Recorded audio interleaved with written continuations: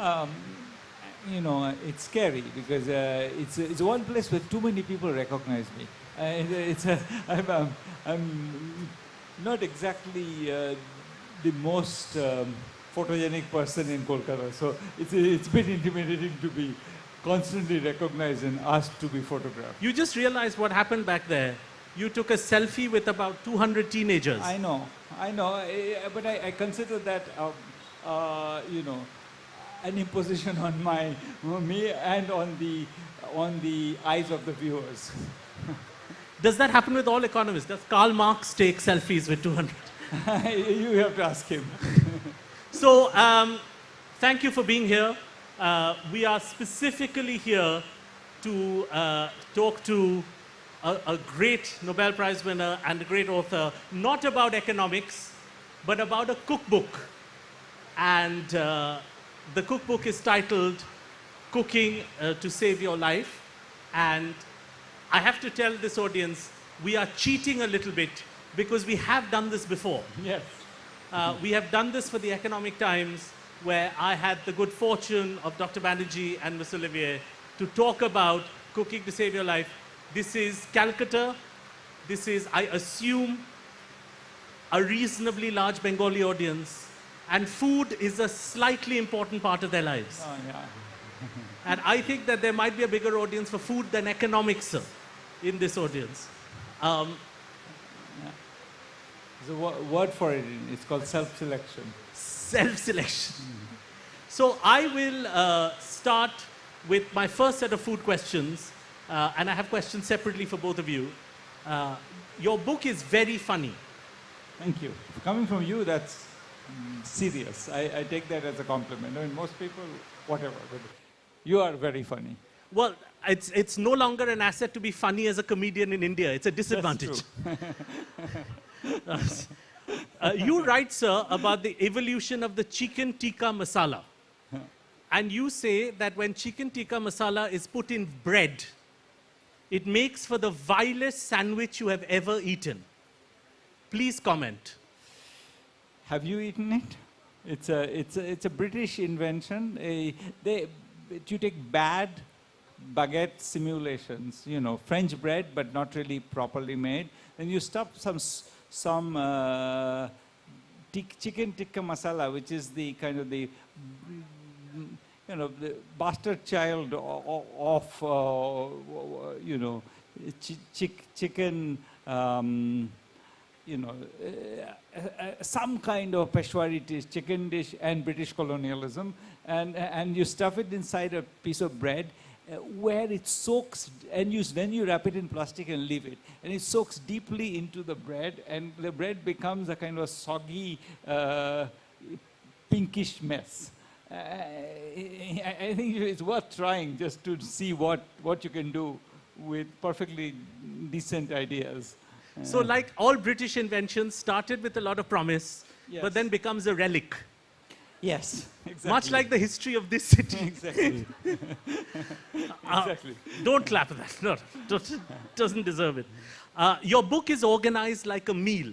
You have hors d'oeuvres, soup, salad, vegetables, fish, eggs, meat, pasta, rice, dessert in order. Was that deliberate?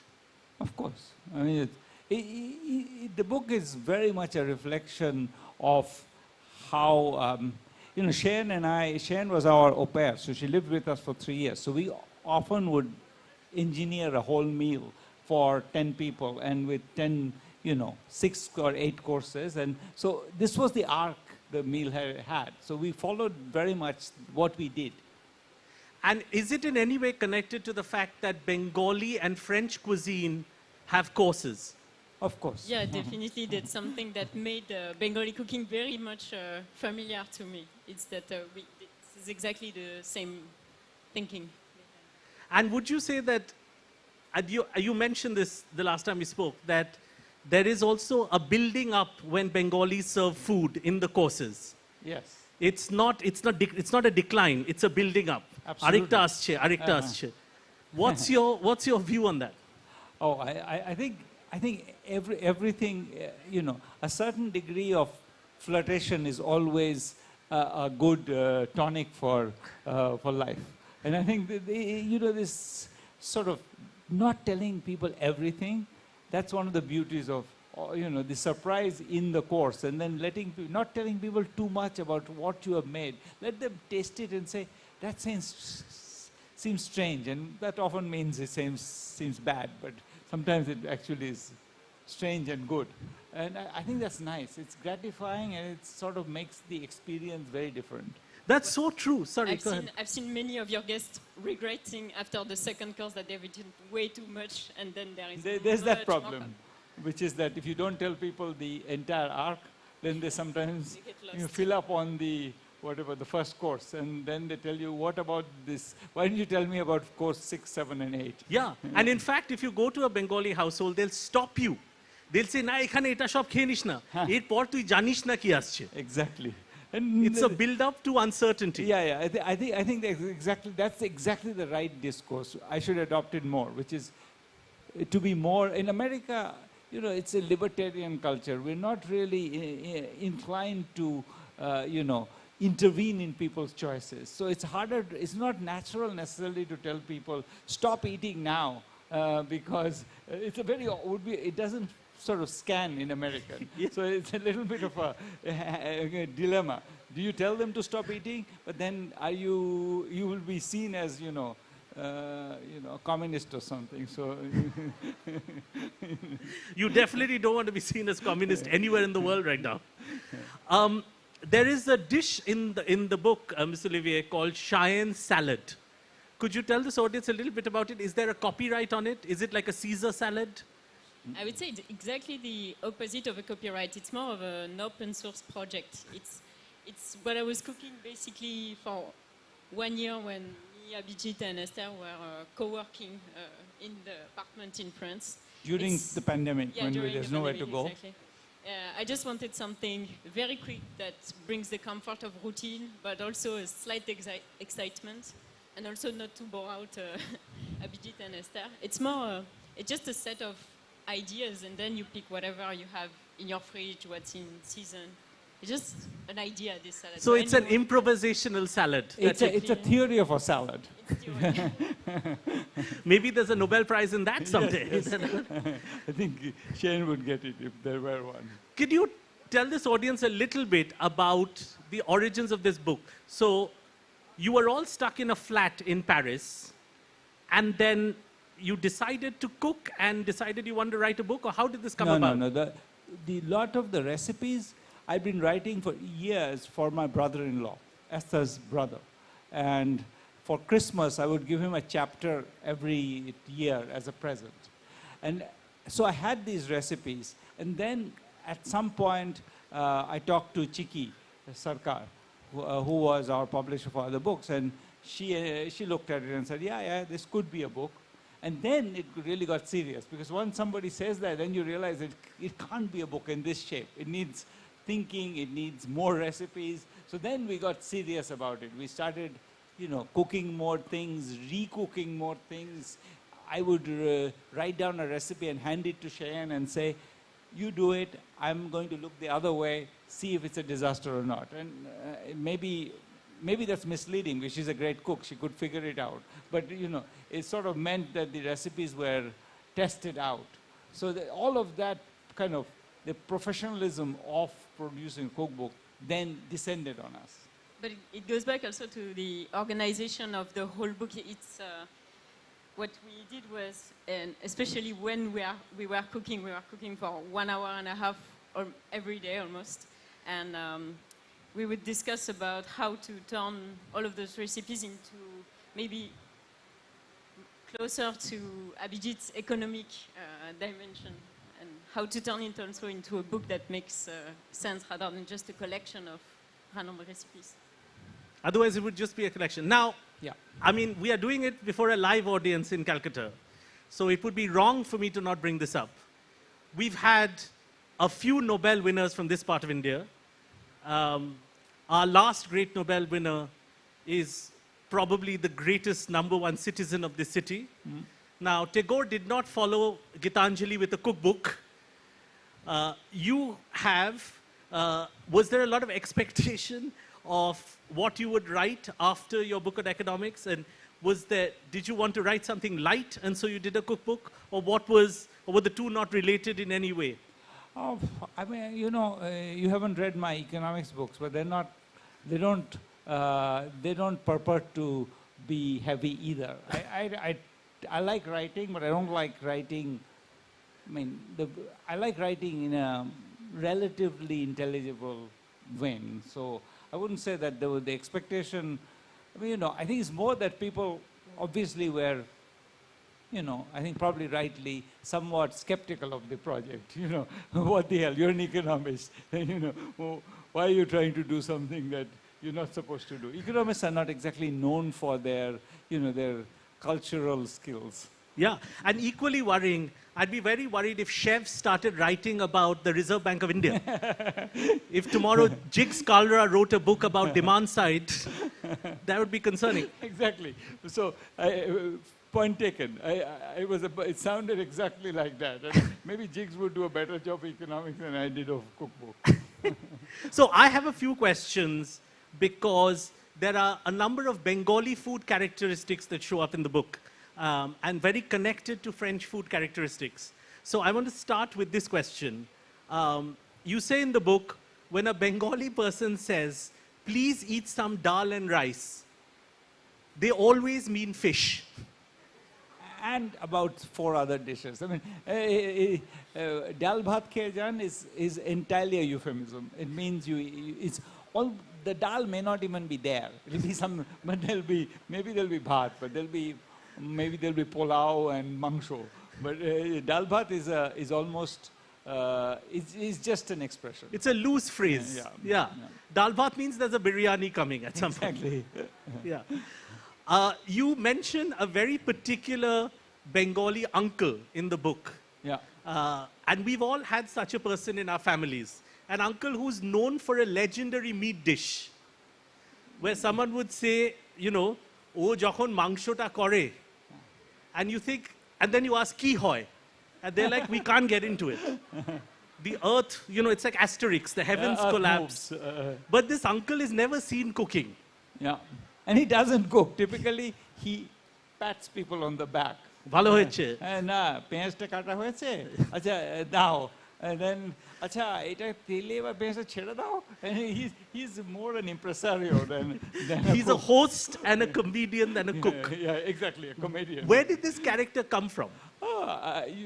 You know exactly. I mean, in the specific of that story is, of course, a concoction of many sort of stories that kind of have the same structure, but differ in details. But that character exists in everybody's life. The ex-kaka who's going to cook the famous meat dish, and and it takes, everything has been cooked. All the children are falling asleep, including, well, other than me, because I'm so greedy that I was waiting for the meat, and the meat isn't done,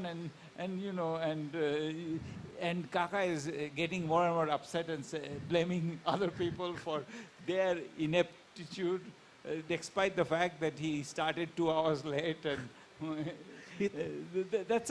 it's a common experience of many Bengalis of my generation, at least. And so I thought he should exist in the book. The mythical Kaka who's useless, but never. Yeah. Pompous and useless. Pompous and useless, like all uncles.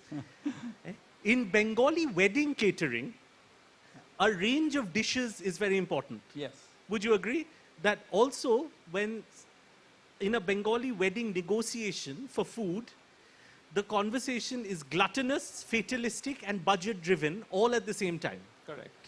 So the wedding party will always tell the caterer, prawn chhada biyeta ki kore hobe? Yeah. It'll be food, but the wedding won't happen without prawn. Why do you think food is such an important part of the Bengali character? I mean, let me add to that. At least in for example, our family, after the bride comes to her father-in-law's place, she's asked to catch a fish from a tank with her bare hands. And, some of them find this a little bit intimidating. It's often a large fish, and then after that's done, they cut the head off, fry it, and serve it to her. Yeah. Now, if she's vegetarian, I don't know what happens. But for example, my mother, who's not vegetarian, but not exactly from this culture, I think must have found it relatively intimidating to have to deal with this. And so the connection between weddings and I think food, and especially seafood is really very intimate. Somehow there is a, I don't know what a carnal connotation to seafood. I don't know exactly I'm sure somebody wiser than me would know the literary origins of that analogy. But we are obsessed with food. Yes. As a culture, we are obsessed. I mean, this new bride, if that's her first step in her in-laws' house, no wonder she'll run away. Yes, How long will she stay? The second step is actually she has to cook rice and feed it to her in-laws. That's called bobhat. Correct. Yeah. That's why the marriage rates are falling in India. Yes. So. I mean, Bengali marriages in particular, the age at marriage is shifting very fast. I have a question for Mr. Olivier. All the illustrations in the book are done by you. They are fantastic illustrations, and they are so accurate. For example, there's a pork chop, which you've drawn with 3 straight lines, which looks nothing like a pork chop, but also looks exactly like a pork chop. How did you manage to get such minimalist illustrations so perfect, especially about Indian food as well? I think I had one huge advantage is that I lived with Abhijit and I saw Abhijit's cooking, I ate Abhijit's cooking, and part of my job was actually to take all the recipes and to try them without Abhijit's supervision. So I had a very clear visual on most of the recipes. And then it was very much, it's very much how I draw. So I take a bunch of raw ingredients that are geometrical shapes, just lines, dots, squares, triangles, and then some colors. And then I chop them, I mince them, and it is very much of a game, especially in those individual recipe illustrations. So this is very much a line I want to keep on being abstract, but still have a reference to. Yeah, I mean, look, I highly recommend the book because there are fantastic illustrations that go with the recipes. And I think it's a fair summary of India today. Abstract, but accurate. I think it's where we are as a culture. Dr. Banerjee, I have a couple, we've done this before, so I'm going to cheat a little. I have a couple of rapid fire questions for you. I think you know which ones are coming. My first question, you've answered this before to the national press as well. If you had to cook a meal for the Prime Minister of India and the Reserve Bank Governor, what would you make? Well, the Reserve Bank governor, I don't know. I don't know what he likes or doesn't like.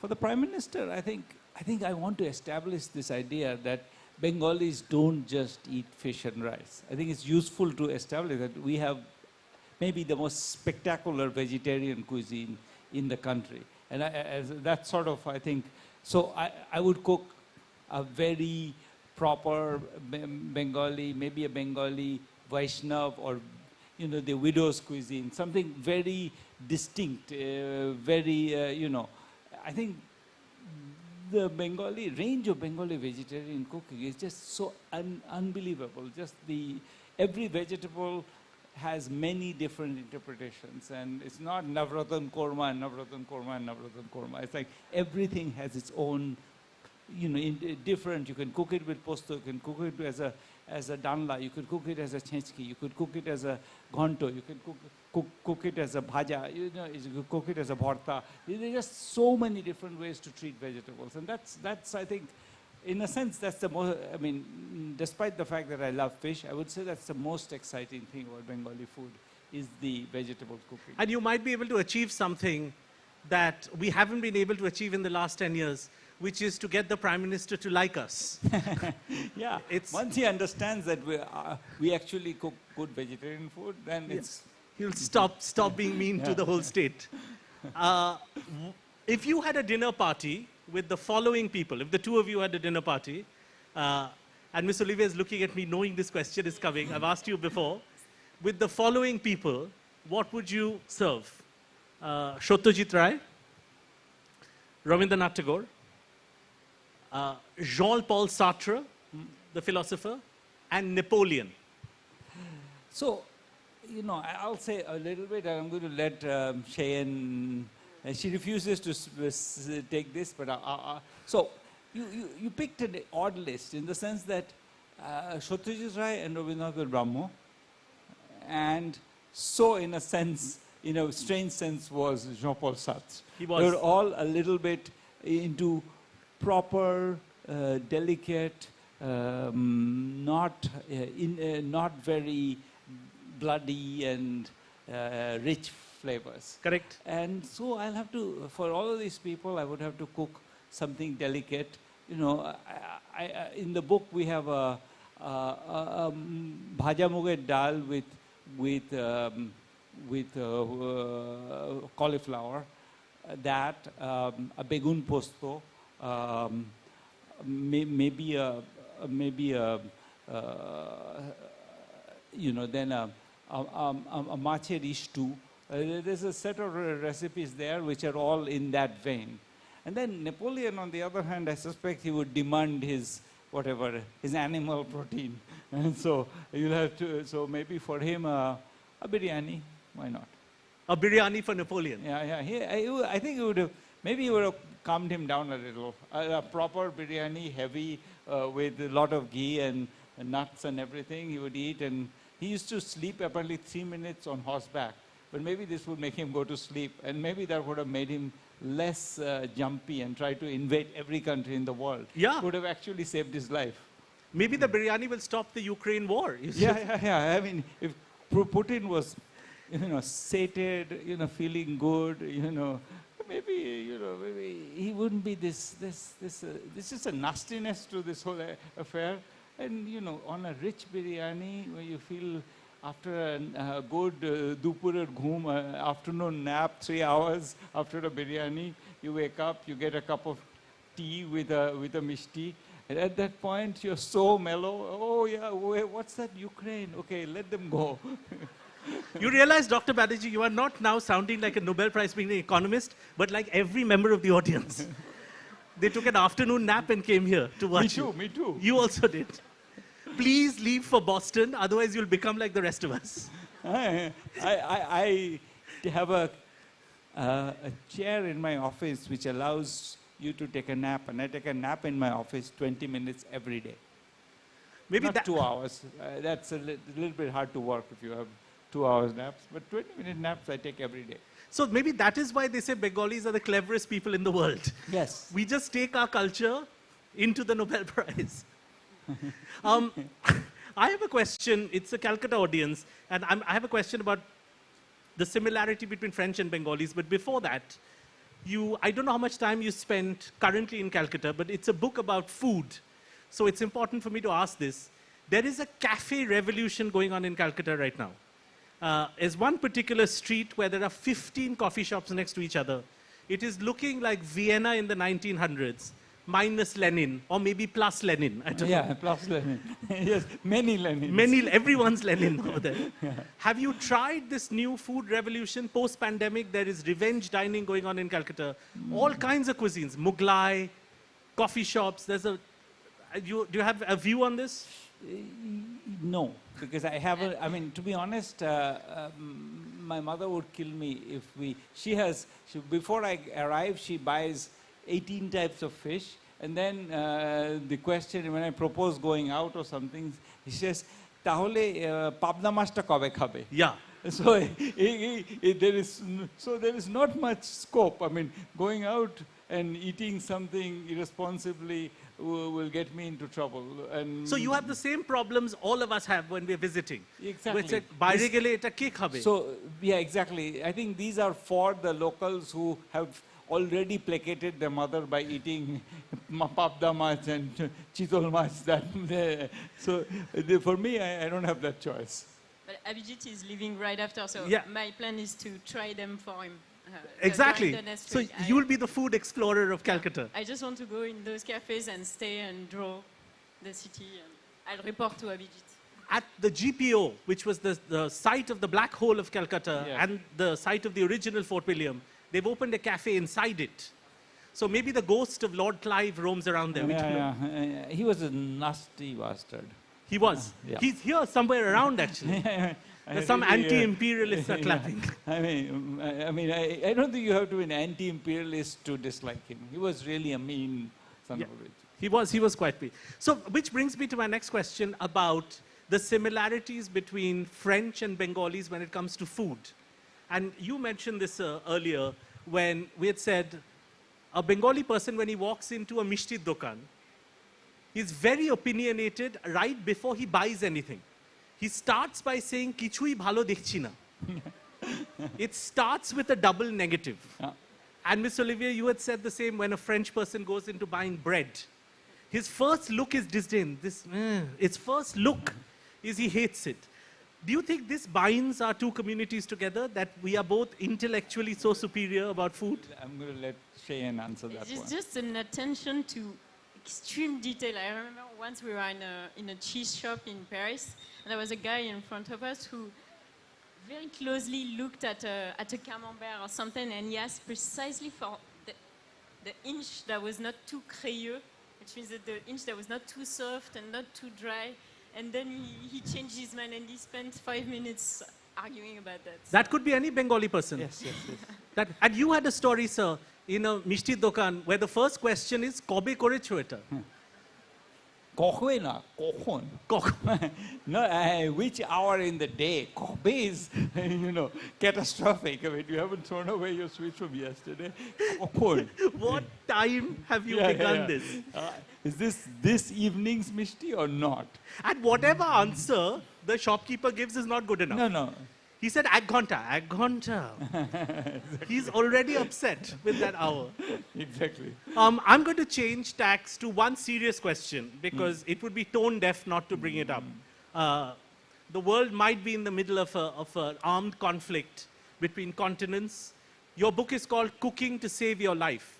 This is a macabre question, but is there any suggestions you have in the book about recipes that are really simple, that one can conjure up frugally if one was in a disaster zone?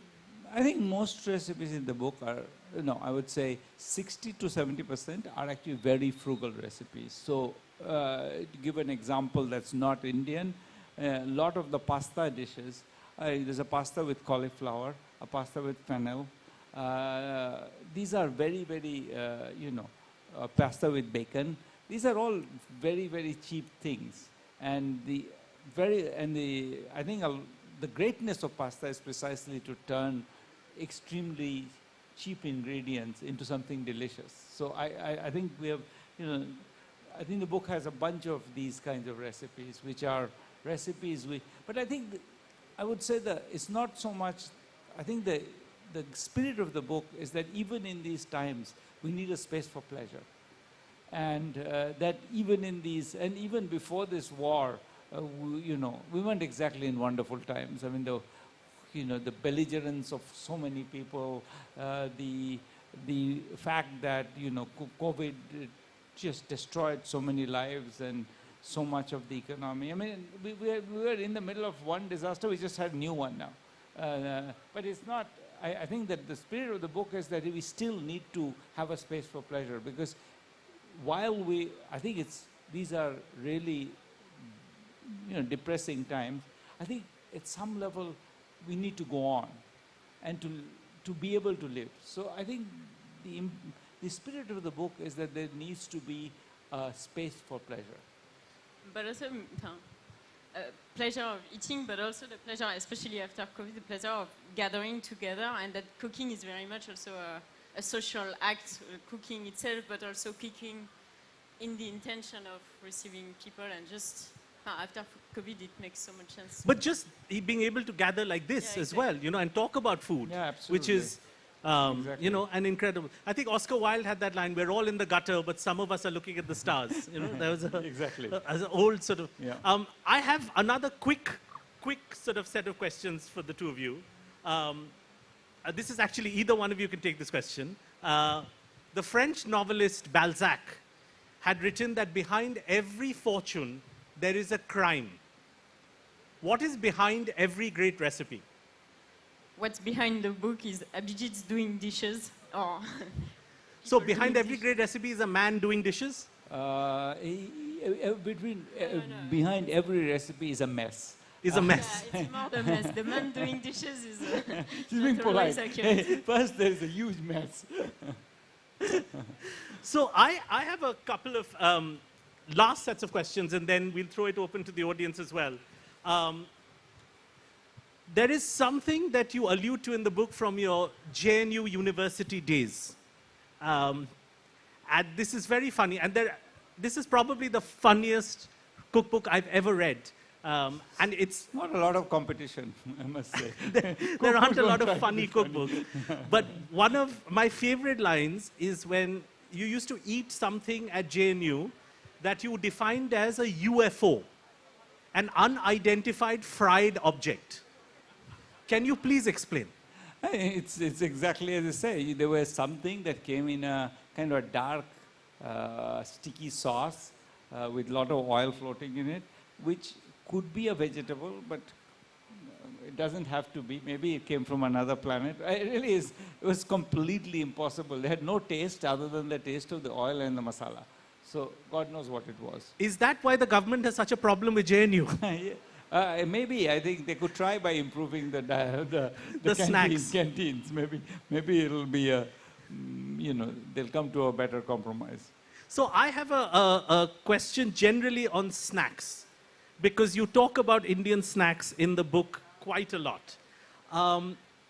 Now, we are in Calcutta, so it would be rude of me not to bring up the puchka as a snack. You also bring up spicy peanuts. But my favorite thing you mention is that Indian snacks look delicious, but also need a touch of impurity. I think the words you use, a slight hint of cholera. Can you elaborate on that? Can you elaborate on, do Indian snacks need to be delicious and impure at the same time? All of us know this frisson which you get when you go to a puchka stand. And you know that there is a 5% chance tomorrow morning may be bad. Exactly. There's nothing subtle about it. It's there, that sort of the hovering threat of, a stomach explosion is always there. Then, but it's so tempting. When you pass a puchka stand, that sharp smell of the tamarind water, it's just so kind of pulls you there. And it's hard to... It's worth dying for. Yeah, exactly. Well, many people presumably do believe that. Otherwise, the puchka industry wouldn't exist. And Indian snacks are becoming quite popular, would you say, in Europe and the US? I know the kati roll is becoming popular. But yeah, the kati roll is becoming popular. But I think Indian snacks are so wonderful, and we are not doing a good job. Cheyenne was exactly saying. What we had yesterday could actually be sold outside of India. I don't remember the name. When did we have it? What we had yesterday with the chutney. I don't remember the name. Yes, kachoris, for example. Excellent. Kachoris are so amazing. So I think if kachoris went to France, they would work even less than they do. The number of hours they're working. Already there is this similarity. But they have high productivity. That's true. The 2 hours they work, they produce a lot. We are also very productive. We show up at literary festivals.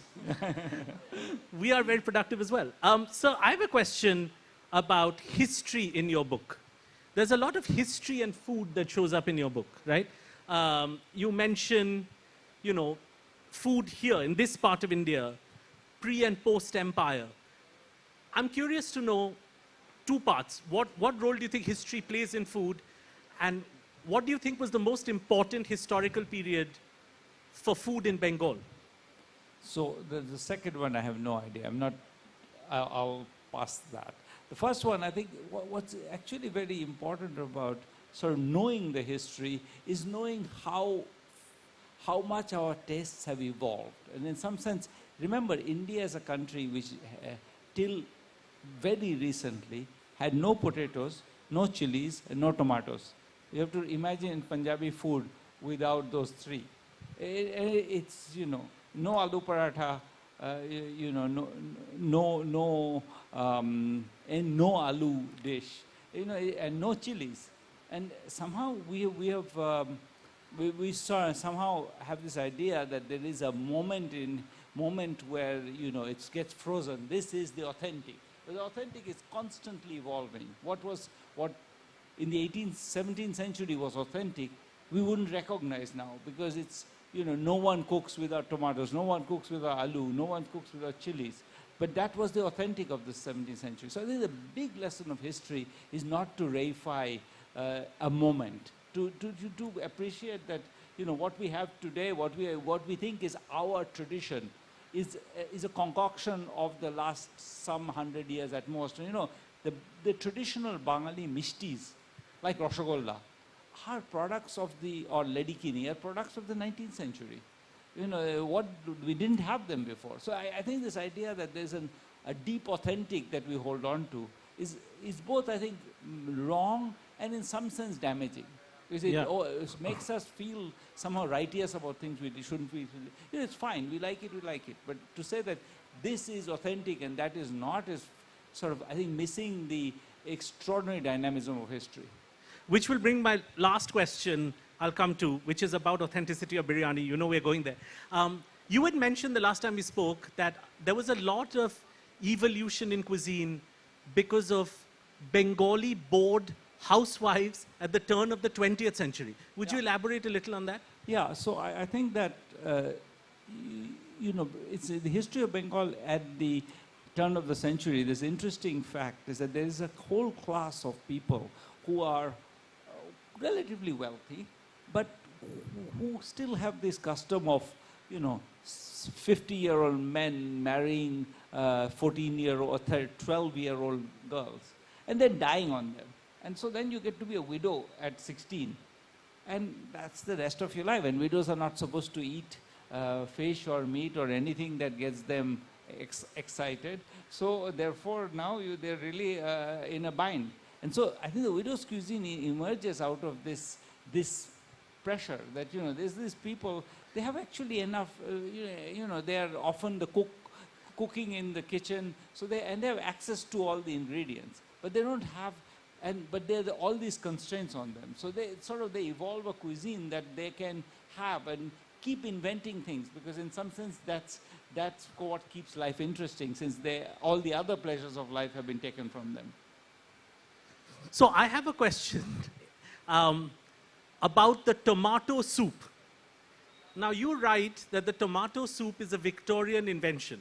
You've spent a lot of time in Delhi, and when you are at a dinner party where food has not been served till very late at night, the tomato soup shows up.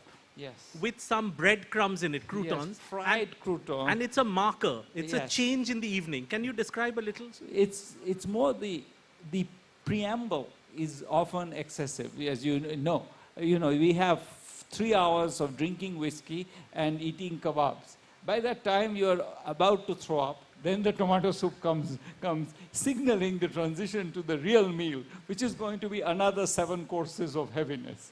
So, at that point, you brace. So, and do you think that is quite defining of how outdoor Indian dining works? Food comes very late. There's soup. I mean, I don't want to offend any caterers in the audience, but... No, even the soup can even be nice. It's just, I do want to have my dinner, several hours before I'm supposed to go to bed, rather than after I'm supposed to go to bed. Yeah, if you are dining anywhere outside in Calcutta before 9 o'clock, then you are a criminal or something. Yes. It's, sir, this brings me to one question I have about, because I'm trying to organize my questions like your book, main course, starter, dessert. Yeah. So I've just got to dessert. Okay. You have a theory of desserts, both of you. You say it is the perfect antidote to a stressful dinner party. Yeah. And my favorite line in the book is that your dessert you have to get just right, because you could be boiling milk to make kheer that you've been dreaming of, but it burns in the 3 seconds that you are shouting at your daughter. So timing of dessert is everything. Could you explain a little about your theory of dessert? Well, I think there are two things we say in the book. I'm going to let Cheyenne say the second thing about that. The first thing is that, I mean, I think what makes dessert partly critical for a meal is that it's a time to let down, because meals are often you're doing it to impress somebody, to there is some intention there that stretches beyond the meal, and that's stressful. And so you have now, and you landed it. No disaster happened.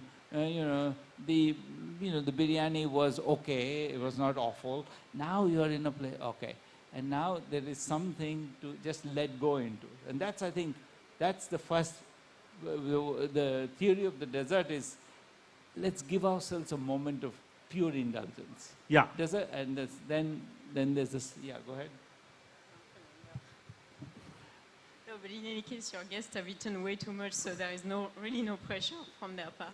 Yeah, because the dessert is the final climax. Yes. But I mean, in this part of India, the dessert is in itself the main course. Yes.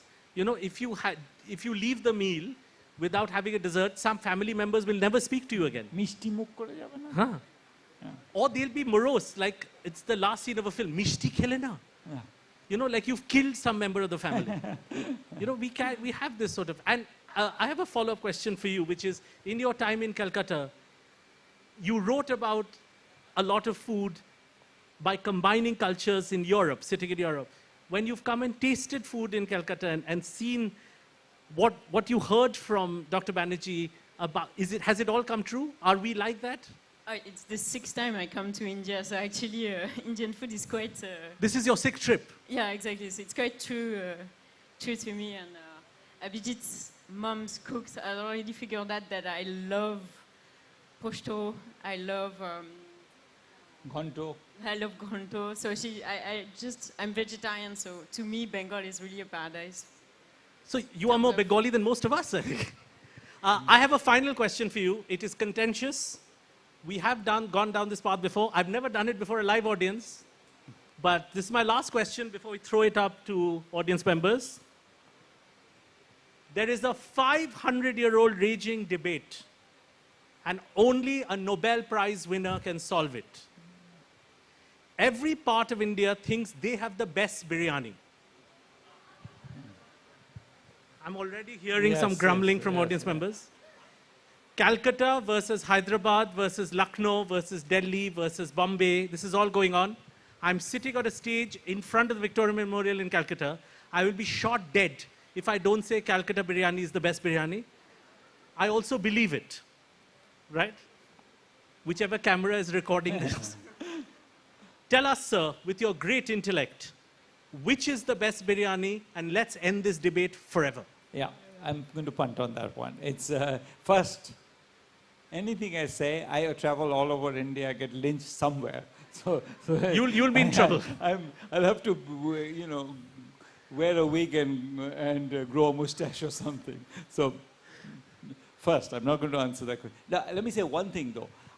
The Calcutta biryani is cooked in a very different spirit than other biryanis. It's really a working class biryani. It's a biryani that's cooked, it has potatoes, it has eggs. It's a biryani that's cooked, with a keora, it dominates over saffron. So it's a very much a biryani that's cooked for and by working classes. You'll see people eating biryani. If you go to Writers' Building, and maybe now no longer, but I suspect even now, behind Writers' Building, there's a whole line of biryani makers. And you see people coming out for lunch from Writers' Building. And they're not eating like I eat a pitiful salad or a sandwich. They're eating a whole plate of biryani. Yeah. So biryani is kind of staple. It's not, the Calcutta biryani is a staple. So, they're not all playing the same game. So it's like comparing cricket with football. So, correct. that's my answer, is that Calcutta biryani is a kind of football biryani. In fact, the slogan missing from us is Ma Mati Manush Biryani. Yeah, exactly. Which should have been our slogan. I think you'll see it tomorrow. It'll be up tomorrow. I want to throw it open for questions. I assume there might be some economic students here. Our panel was about food and its many joys. But this is a great live Calcutta audience, so yeah. I think we have a question here.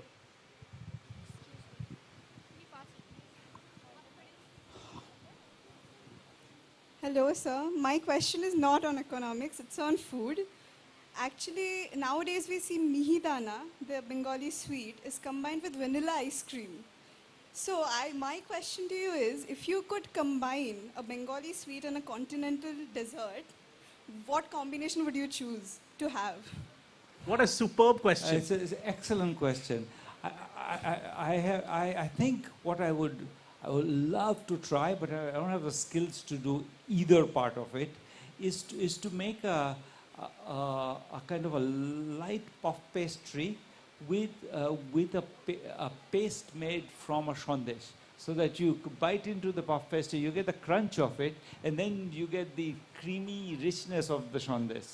So I think a puff pastry stuffed with sandesh would be unbelievable.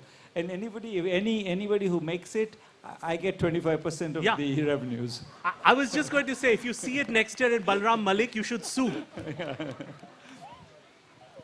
That's a really good question, though. It's a really good question. Excellent. I think there's a young man over there.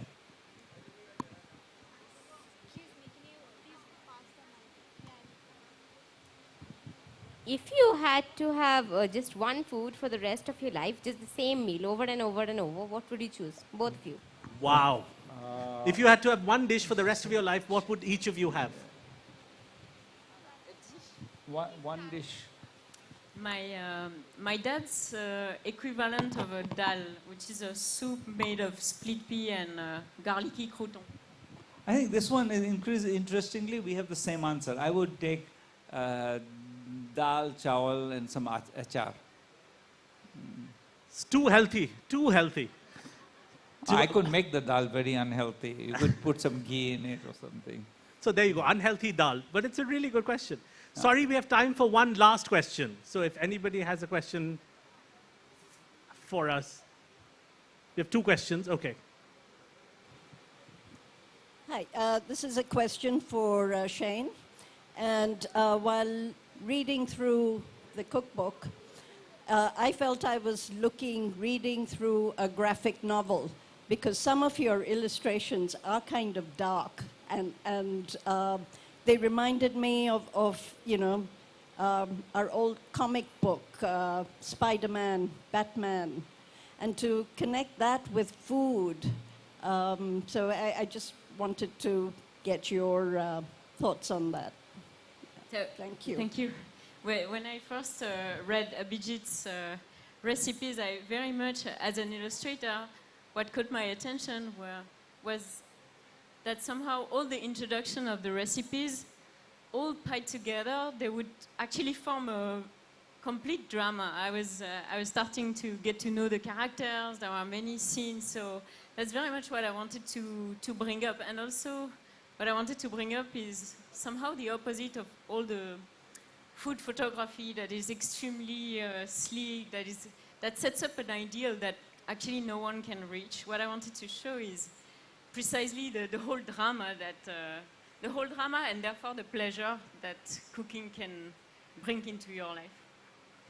But that is a really good point. It's like a story that the drawings tell. We've come to the end of our session. Dr. Banerjee, before I leave, you are in America. We don't get to see you much. This is the first time a live audience has gathered. On parting words from you on how Calcutta should eat for the next year. Your thoughts on how we should eat, what we should eat, where we should eat for the next year. I think this has been a wonderful session, and given that Mr. Pal has been driving it, it has been funny. I'll say something serious to end it, which is that I think that one of the great pleasures of eating here is that we eat what's in season. And even in restaurants, they tell you that, this is, we just went to a restaurant day before yesterday, and they said, no, that's not in season, that's not in season. And I was gratified by that. I think that's wonderful, that you eat what is in season, because I think that both makes it much more sustainable. You're not transporting it from somewhere else, and it makes it much more delicious. I think that tradition we should continue. We should embrace not this In the US, you can buy like asparagus in any season, except asparagus only grows in the spring. So rest of it comes from somewhere in the world. And that, I think, is some ways very, very damaging for the world, and it also doesn't taste good. So let me end on that serious note. I think it's wonderful that we have a tradition of eating. You know, you go to the market in the morning, you get your fish, you get your vegetables. Today's fresh. Let's stick to that. Let's celebrate that. Thank you. Because, just final words, because you'll always have, if you try eating out of season, someone will put you in your place in Calcutta. December, aam khaben, pagol hoye geche. Someone will put you in place. Thank you very much, Calcutta. Such a pleasure to have Dr. Abhijit, Banerjee and Cheyenne Olivier with us. Thank you. Enjoy the rest of the festival. Thank you. Thank you so much, Dr. Banerjee and Cheyenne. Dr. Banerjee has a flight to catch, so he will not be going to the bookstore, but pre-signed books will be available for purchase. A huge round of applause once again for Dr. Banerjee and Cheyenne. Thank you so much, sir, for joining us here today. Thank you, sir.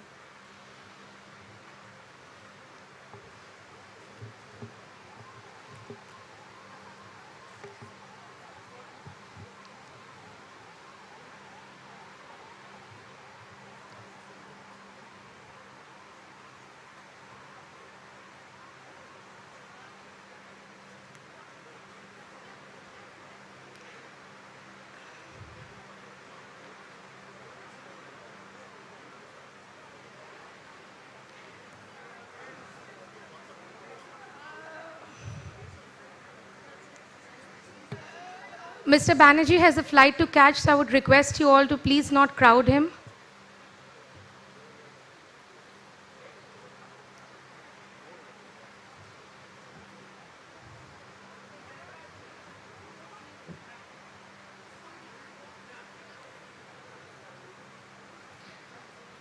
Our next session of the day